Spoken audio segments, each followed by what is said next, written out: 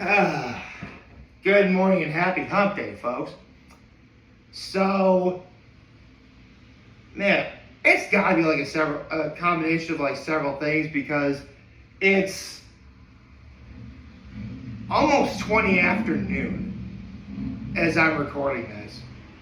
Like, between all the rain we've been getting and you know what? Maybe Chuggaaconroy's Let's Play of Mario and Luigi Dream Team is maybe it's having a subliminal effect on me. But man, I've just been like really tired lately.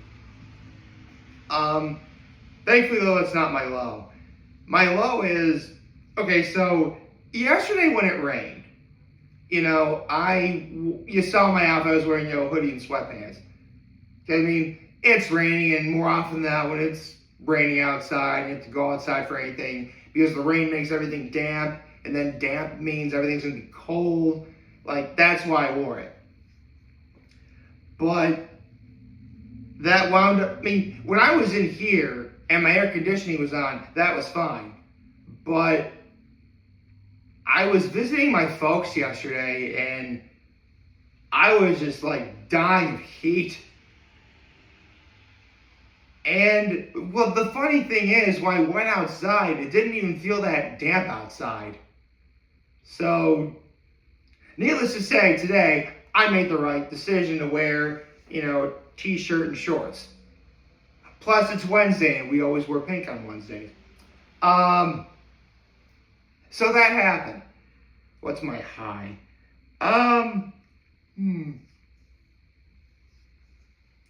You know what, my high is I've been trying to work on a little bit on something as of late. And, full stop, today was only my first day. Yesterday was only my first actual day of doing it. And I'd like to think I was very successful with it. It's something personal I'm working on, nothing to be concerned over. But, after, one day, I'm feeling good about what I did. So it takes 21 days to form a habit, so 28, 29, 30, 31. So August 17th. I have to hold out until August 17th. I think I could do that. Take one day at a time. So, that's my act of kindness. My act of kindness is I took out the garbage for my mom and dad. So, yeah, let's, again, Mario and Luigi Dream Team. Who knew that this would be very fun to watch? Again, I never played this game. This is actually this is the first time I'm continuing the series of videos, and Chuggaaconroy is doing a game that I never played. So, again, everything I'm saying, this is for the first time, and this is my initial reaction to everything. So, I said in the last video that the promotional commercials for this game years ago were saying whatever happens to Luigi in the real world happens to Mario in the dream world. And true to form, that's what happens. Like, when Mario goes into the dream world, he's met with a dreamy Luigi. Not Luigi's, dreamy Luigi. Remember, Luigi's outside in the real world. And they're able to do some fun things. Like Luigi can turn himself into like a tree, and in the real world, Starla will pull on Luigi's mustache and sort of like grabs him and like flings him around. Let's see what else. Luigi can go into like the background, and when you make a Luigi sneeze in the real world, it like blows everything towards you in the dream world. That's really cool. So far though, it was yesterday's video that was like the most fun for me to watch, which was so in yesterday's video, Dreamy Luigi becomes like a constellation, and it forms a million, quote unquote, a million Luigis. And they form into like a giant, like walking impenetrable tower. And it's so cool. Like, these are the sorts of shenanigans like I want to see in a dream world. These are the sorts of shenanigans I want to see in my dreams.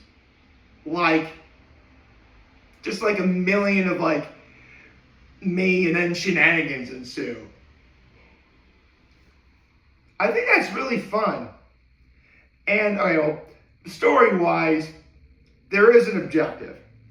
See, Princess Peach was trapped in the dream world. Mario and Luigi thankfully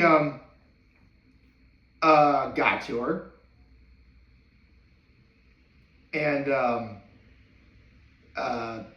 Mario and Luigi got to her. They saved her. And it turns out that the entity that stole Princess Peach was a villain named Phantasma. I think it's the Lord of Bats is what he is. And according to this game's story, there's two different stones. There's the Dark Stone and the Dream Stone. Both of them are able to make your wishes come true. Phantasma took the Dark Stone. He was going to use it for evil, but the people of Pilo Island stopped him. But right before they threw Phantasma into the dream world, he crushed the Dark Stone, and the fragments of the Dark Stone fell on the people of Pilo Island. Hence why, Prince Dreambird, El Dream, and all the other Pilo folk are trapped in, pillows that you have to sleep on, and you go and Luigi sleeps on them. Mario goes to the dream world, frees the Pilo folk. Very simple. It's that's the beauty about Mario and Luigi games. Like, yeah, there are RPGs and there is a gripping story involved, but they never be too big for the scope of what they're doing. Like, a kid who's like 9, 10 years old could easily play this game and understand everything that's going on. And, the adults who are playing this game could also fairly understand what's going on, but also understand some of the more adult jokes.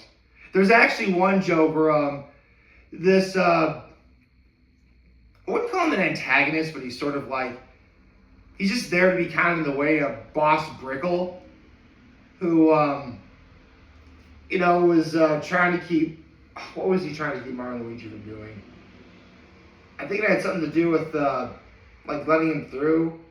Or no, it was, he had Eldream's pillow, and Mario and Luigi were trying to get it back.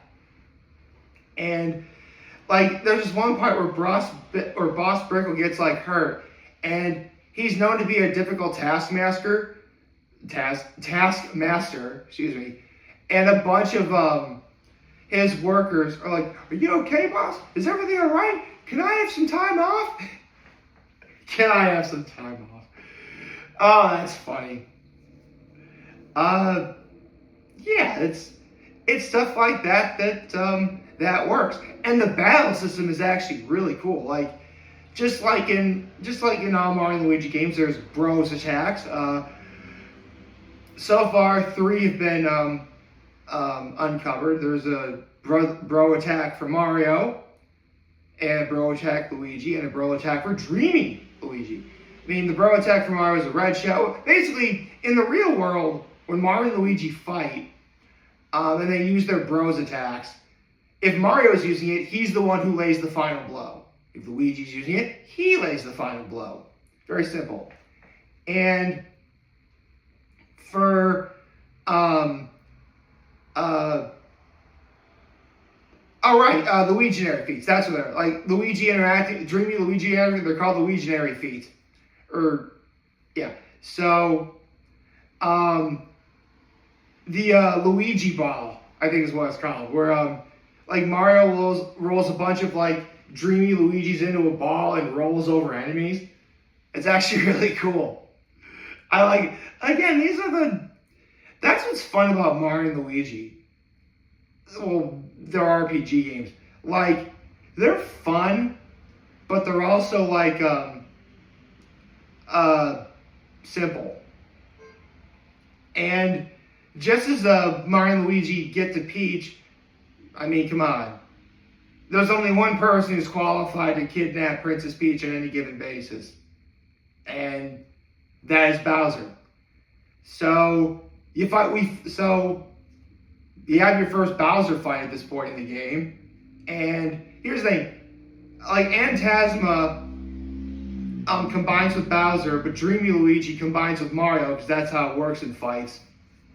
And you win, but there's an underhanded tactic that the bad guys do in a cutscene, and they get away. And now the worst possible scenario occurs. Both villains, Bowser and Phantasma, they have teamed up, and chaos ensues. But I get the feeling that it'll last for a good while, but I'm sure that Bowser, being how he's written, especially in RPGs, he won't let that go forever. That's the thing about if there's whether it's Paper Mario or the Mario and Luigi games, Bowser's just the most fun character at any given time. Like, his dialogue is funny, his actions are funny. He's still evil, of course, but there's comedy to it. But more often than, there's comedy to it, but they don't take away from just how evil and imposing Bowser really can be. Because Bowser really is evil. And that's the thing this is actually something I was thinking about as I was getting ready this morning. Because whenever you play video games that have silent protagonists, the main character in any of the Pokemon games, or Link in the Legend of Zelda games, or to a slightly lesser extent, Mario and Luigi here, they don't really have they're often criticized for not really having personality. I mean, again, it's to a lesser extent from Mario and Luigi because, Luigi is sort of categorized as the, timid, slightly clumsy brother, and Mario is supposed to be the better brother, but, he doesn't really know that, or doesn't really see that in himself. Here's the thing. Did it ever occur to anyone, if a silent protagonist doesn't have the personality that you're looking for, it's because you're not looking at it from the point of view of you're looking at the wrong point of view. If it's just the protagonist itself, there is no personality. But in the end, the protagonist isn't doing all these actions in the game by themselves. You are. So in a way, whatever your personality is the silent protagonist personality. Oh, that's just my 2 cents on the matter. I don't know. I think it was just something I was thinking about as I was in the shower this morning. But yeah, we're, as of now, hold on. I think there was 7 videos, 3, 4, 5, 6, 7, 8, yeah, 9 videos. So we're 9 videos in, and let me see if I can find it.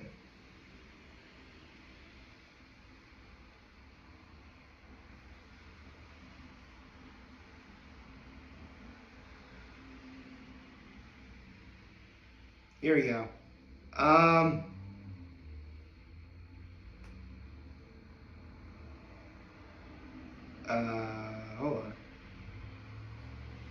Hold on. Yeah. Oh yeah, I forgot. In one of the Dreamy Luigi sequences, they were trying to chase a bunny. That was great. And Boss Brickle is in the dream. Because remember, whatever Luigi sees in the real world, he'll personify. Let's say, for example, Luigi sees me in the real world.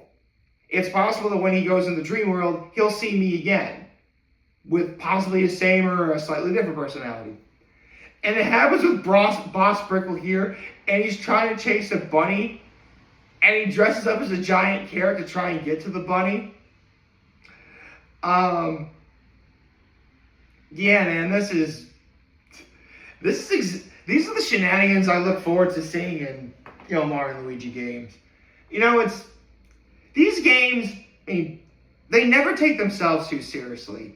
They're very approachable, and, I mean, again, if you love Mario and Luigi, give them a play. You know what? Watch Chuggaaconroy's Let's Plays at all the Mario and Luigi games so far.